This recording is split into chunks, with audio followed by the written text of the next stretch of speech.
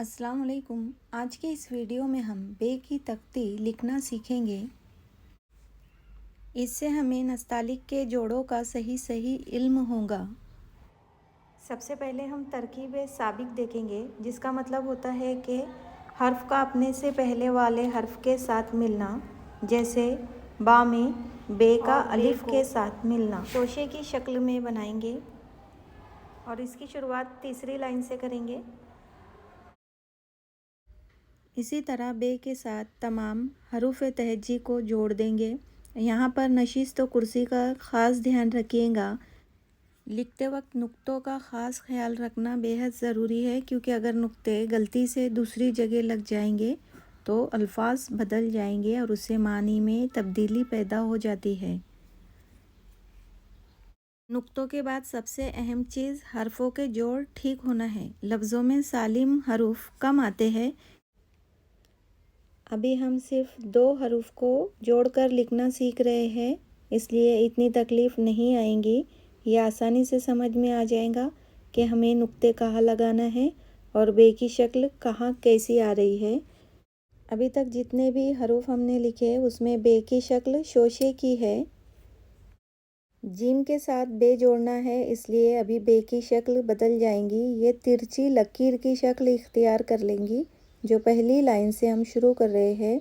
और उसमें जिस तरह से जीम सालिम लिखा जाता है, वैसे ही सालिम जीम को जोड़ देंगे। दाल और रे के साथ में भी ये शोशे की शक्ल ही इख्तियार करेगा और इसकी कुर्सी तीसरी लाइन पर रहेंगी। सीन के साथ जब बे को लिखेंगे तब बे की शक्ल थोड़ी लाम की तरह होंगी, यानी इसको थोड़ा सा हमें लंबा बनाना है और इसमें सीन जिस तरह लिखा जाता है वैसे लिख के जोड़ देंगे। इसमें कोई फ़र्क नहीं आता।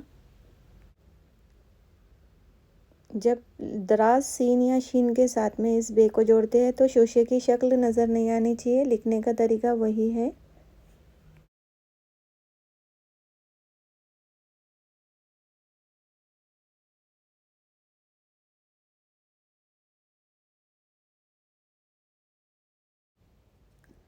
स्वाद के साथ में बे को जोड़ेंगे।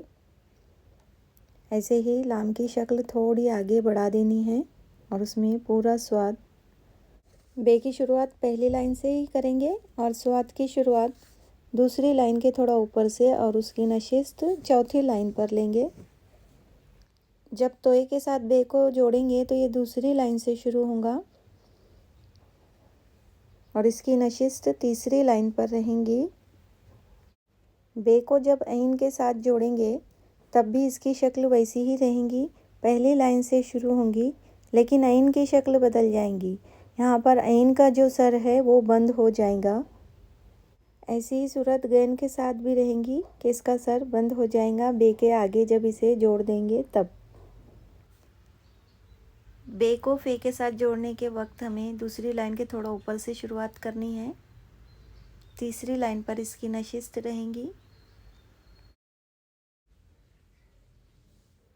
काफ के साथ लिखते वक्त बे की शुरुआत पहली लाइन से होंगी।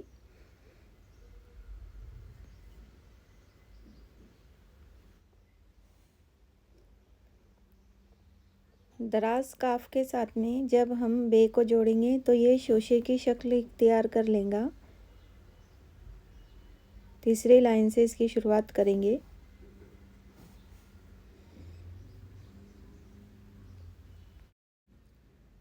लाम के साथ में इसे शोशे की शक्ल में लिखा जाएगा।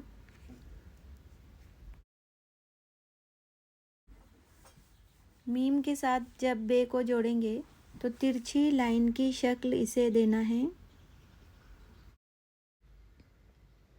पहली लाइन से थोड़ा नीचे से शुरू करेंगे और चौथी लाइन पर इसकी नशिस्त रहेंगी।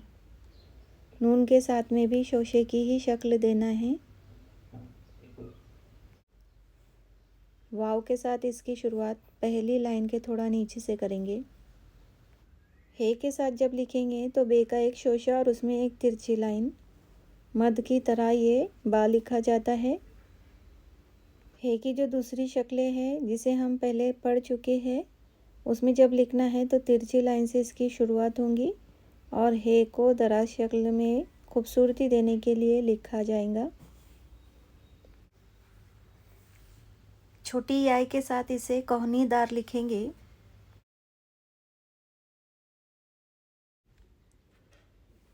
ऐसे ही इनकी शक्लें याद कर लेनी है कि किस तरह से इन्हें लिखा जाता है। हर्फ़ों के उतार चढ़ाव से ही लफ्ज़ तैयार होते हैं, इसलिए आप मश्क करते रहिए। वीडियो पसंद आए तो इसे लाइक और शेयर करना ना भूलें। अपनी मखसूस दुआओं में याद रखिएगा। शुक्रिया। अल्लाह हाफ़िज़।